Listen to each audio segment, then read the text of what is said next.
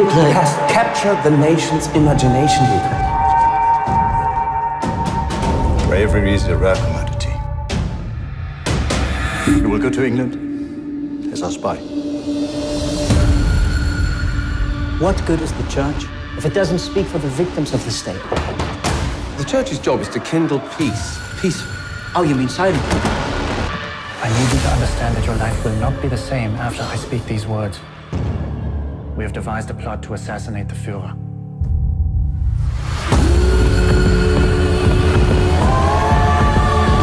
Guide our hands.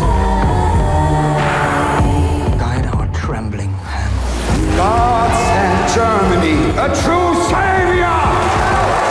Our silence in the face of evil is itself evil.